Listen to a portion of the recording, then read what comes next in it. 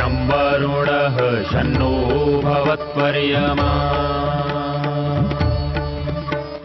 शन्न इन्द्रो बृहस्पतिः शन्नो विष्णुरुक्रमः ॐ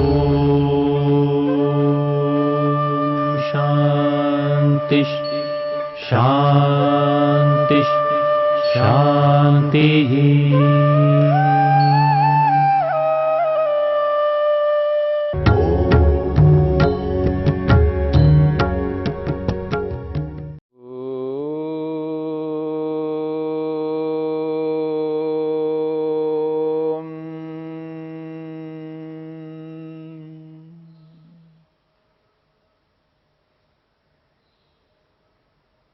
क्लेशों को लेकर के विचार चल रहा है। अविद्या, अस्मिता, राग, द्वेष और अभिनिवेश, ये 5 क्लेश हैं। महर्षि पतंजलि ने एक एक क्लेश की परिभाषा की है। अनित्या शुचि दुखानात्मसु नित्य शुचि सुखात्म ख्यातिरविद्या, ये पहली अविद्या है, पहला क्लेश है। अनित्य को नित्य समझना, अशुद्ध को शुद्ध समझना, जड़ को चेतन समझना, दुख को सुख समझना। दृग्दर्शन शक्तियों एकात्मता इव अस्मिता। आत्मा और मन अलग अलग पदार्थ हैं और इन दोनों को एक ही पदार्थ के रूप में अनुभव करना, मन को आत्मा से अलग न करना, ये अस्मिता नामक क्लेश है।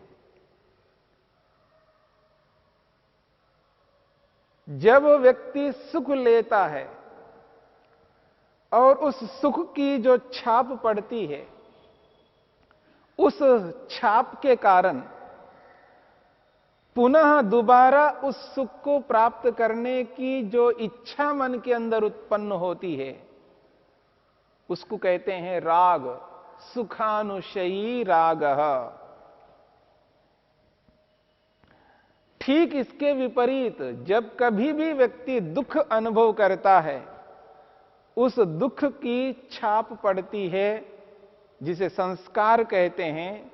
उस छाप के कारण से, उस संस्कार के कारण से व्यक्ति पुनः उस दुख के प्रति या उस दुख के साधन के प्रति जो विरोध की भावना मन में लाता है, उसके विरुद्ध आचरण करने के जो भाव मन में उत्पन्न होते हैं, उसके प्रतिशोध के रूप में जो भाव उत्पन्न होते हैं, उनको मारने पीटने के जो भाव मन में उत्पन्न होते हैं, एक गुस्सा मन के अंदर उत्पन्न होता है, एक क्रोध उत्पन्न होता है, एक आवेश उत्पन्न होता है। बस आवेश कहो, गुस्सा कहो, प्रतिशोध कहो, ये द्वेष कहलाता है। दुखानुशयी द्वेषः। एक ओर से राग और दूसरी ओर से द्वेष, एक ऐसे क्लेश हैं जो व्यक्ति प्रातःकाल उठने से लेकर के रात्रि में सोने तक किसी न किसी वस्तु के साथ राग से युक्त होता है अथवा किसी न किसी वस्तु से दूर हटने का प्रयत्न करता है, द्वेष करने लगता है। यह तो व्यक्ति राग से युक्त होता है, आसक्ति से युक्त होता है, किसी न किसी वस्तु में, किसी न किसी व्यक्ति में आसक्त होकर के जीवन बिता रहा होता है। और जिस वक्त आसक्ति है, उस वक्त, उस समय द्वेष नहीं होता है, और जब द्वेष होता है तो उस समय राग नहीं होता है। व्यक्ति बदल बदल करके परिस्थिति के अनुसार व्यक्ति राग से या द्वेष से युक्त होता रहता है। और ये राग और ये द्वेष, ये दोनों व्यक्ति को ऐसे ऐसे कर्म करवाते हैं जिनका परिणाम स्वरूप और अधिक दुख उस व्यक्ति को प्राप्त होता है। इन दोनों स्थितियों को समझने का प्रयत्न करना है। जब व्यक्ति को यह कहा जाता है द्वेष मत करना, गुस्सा नहीं करना, आवेश में नहीं आना,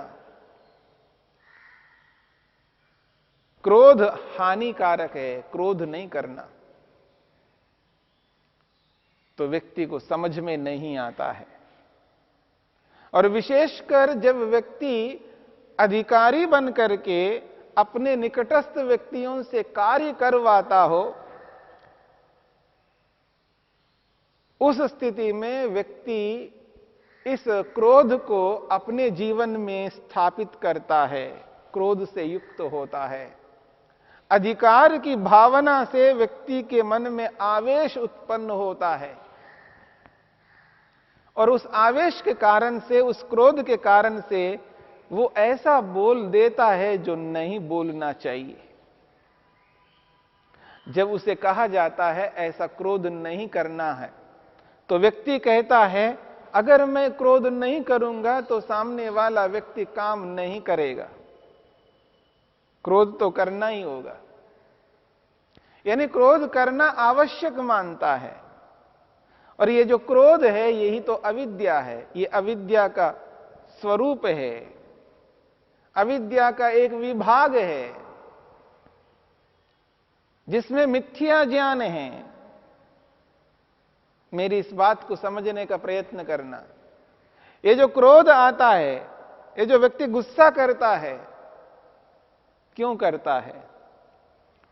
वो इसलिए करता है व्यक्ति, सामने वाला व्यक्ति मेरे अनुकूल चले, जो मैंने आदेश दिया, जो मैंने निर्देश दिया, जो मैंने कहा वो नहीं किया, वैसा नहीं बोला, वैसा नहीं देखा, वैसा नहीं लिखा। अर्थात व्यक्ति ये अनुभव करता है सामने वाले व्यक्ति को वो परतंत्र है, मानो वो चेतन नहीं है, जड़ है, उसको जड़वत बना लेता है, उसको परतंत्र बना देता है। जैसा मैं कहूं वैसा ही सामने वाला करे। ये जो भाव है मन के अंदर, वो भले ही वो उसके सामने स्पष्ट नहीं आते हों, लेकिन उसके मन के अंदर यही भाव रहते हैं।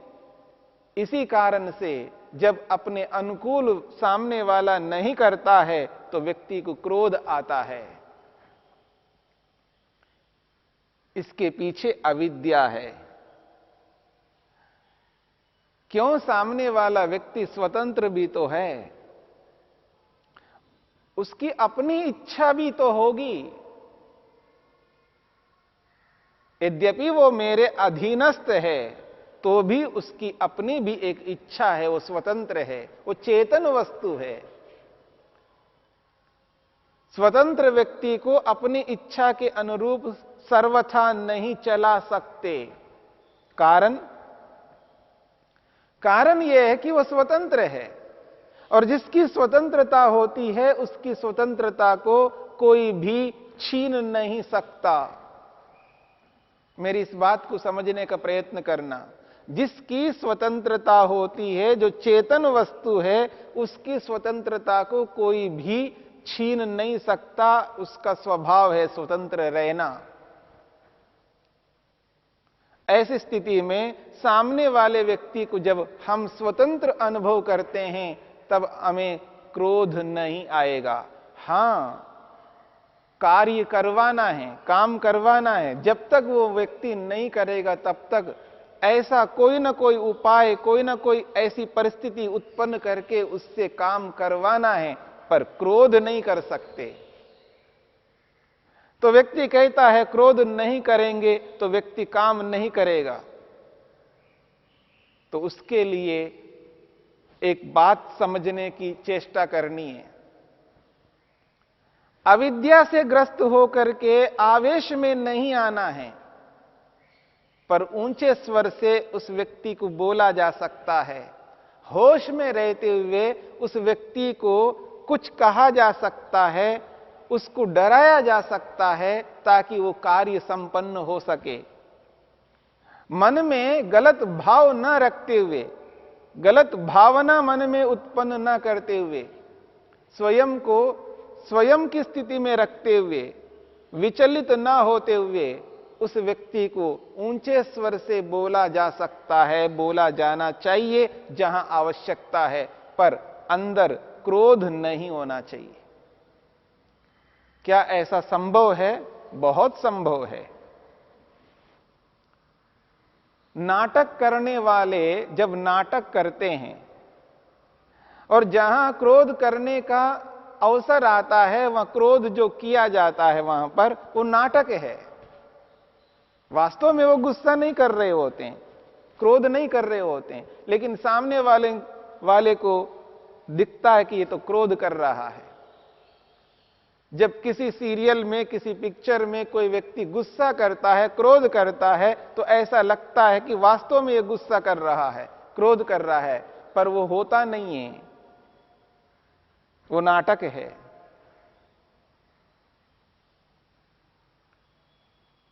क्योंकि वहां व्यक्ति को पता है कि मैं गुस्सा नहीं कर रहा हूं, मैं तो नाटक कर रहा हूं, मैं तो ऐसा प्रस्तुत कर रहा हूं, ऐसा दिखा रहा हूं। वास्तव में मन में मेरे को कोई ऐसे भाव उत्पन्न नहीं हो रहे।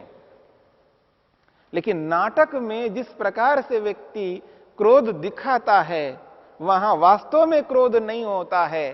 ठीक इसी प्रकार से यथार्थता में भी समझ करके, जान करके व्यक्ति ऐसा आवेश दिखाता है जिसमें होश रहता है, होश नहीं खोता है। इसी को मन्यो शब्द से भी कहा जाता है। इसलिए परमपिता परमेश्वर को यह कहा जाता है, हे परमेश्वर आप मन्यु स्वरूप हो, मन्यो रसी मन्युम मैधेयी। ईश्वर मन्यो स्वरूप है। ईश्वर भी दंड देता है। जहां व्यवहार में जिस किसी को दंड देना है तो वहां मन्यु को अपनाना है। न्याय से युक्त, सत्य से युक्त ऐसा आवेश है जिसमें अविद्या ना रहे, मूर्खता ना रहे, अज्ञानता ना रहे।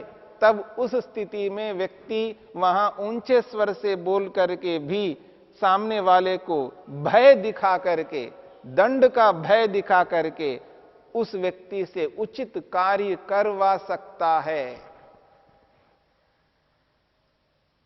हां, सामने वाले व्यक्ति को पता ना लगे कि हम क्या कर रहे हैं, और सामने वाले व्यक्ति को यह एहसास कराना है यदि मैं ये कार्य नहीं करूंगा तो सामने वाले नहीं छोड़ेंगे, दंड देंगे। जब व्यक्ति को दंड का भय होता है, उससे व्यक्ति उचित कार्य करने में संलग्न होता है।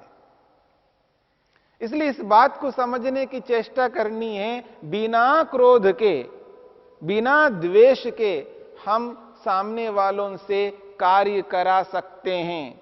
चाहे वो पुत्र हो, पुत्री हो, चाहे वो पति हो, पत्नी हो, चाहे वो भाई हो, चाहे बहन हो, चाहे वो पड़ोसी हो, चाहे कोई भी हो, बिना द्वेष के भी कार्य किया जा सकता है।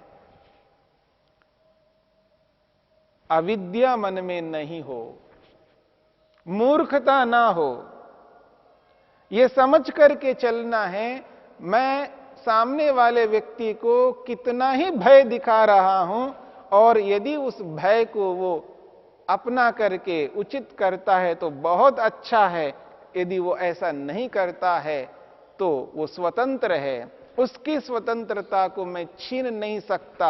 हां, इतना मेरा कर्तव्य है, जब तक वो व्यक्ति कार्य नहीं करेगा तब तक मैं उसके पीछे पड़ करके किसी न किसी रूप में उससे कार्य कराऊंगा, पर मन में द्वेष उत्पन्न नहीं करूंगा। यदि मन में द्वेष उत्पन्न होगा तो समझ लेना अविद्या के कारण से उसका ऐसा संस्कार पड़ेगा, फिर उस संस्कार को दूर करना बहुत कठिन होगा।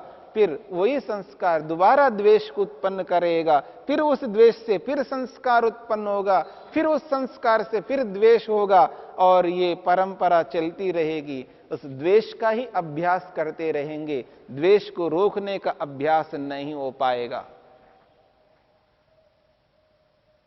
इस बात को समझने की चेष्टा करनी है। इस बात को समझना है कि द्वेष हानिकारक है, द्वेष अविद्या मूलक है। द्वेष के पीछे अविद्या मिथ्या ज्ञान काम करता है, और मिथ्या ज्ञान के रखते हुए यदि मैं इस द्वेष को करूंगा तो ये द्वेष मेरे को हानि पहुंचाने वाला है। ये क्लेश है, और क्लेश सदा कष्टकारक होता है, दुखकारक होता है। और जब तक क्लेश जीवन में रहेगा तब तक मैं सुखी नहीं हो सकता। मैं तात्कालिक सुखी नहीं होना चाहता हूं। मैं तात्कालिक सुखी नहीं होना चाहता हूं, मैं शाश्वत सुखी होना चाहता हूं। ये दुख मेरे से छूट जाए, मुक्त हो जाऊं, मुक्ति को प्राप्त कर लूं, मोक्ष को प्राप्त कर लूं। ये बार बार जन्म मरण के चक्र में ना आऊं। ऐसी स्थिति को प्राप्त करने के लिए इस दुख को समझने की आवश्यकता है।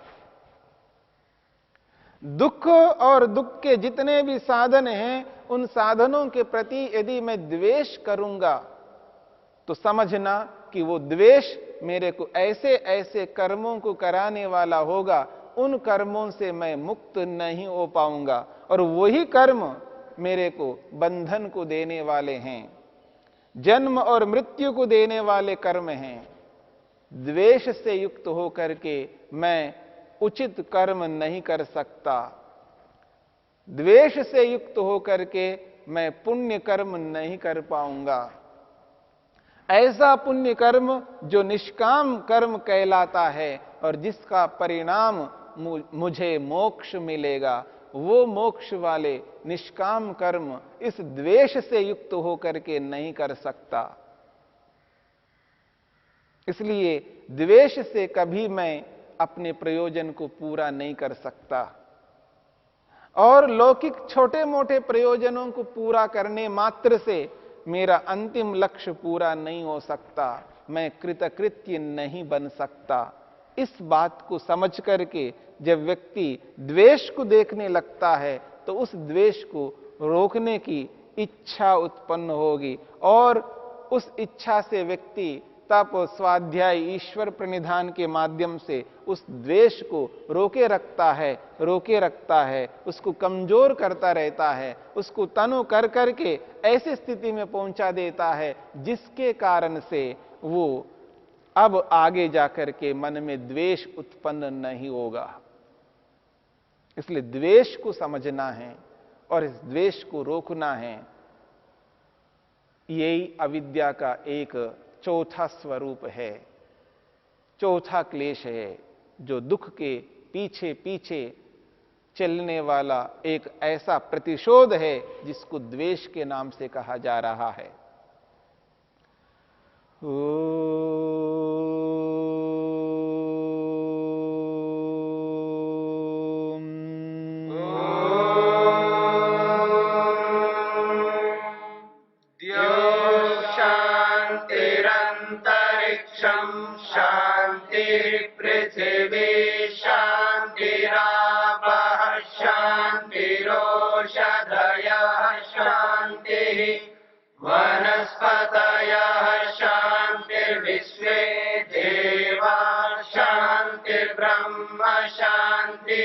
सर्वं शांति शांतिरेव शांति शांति।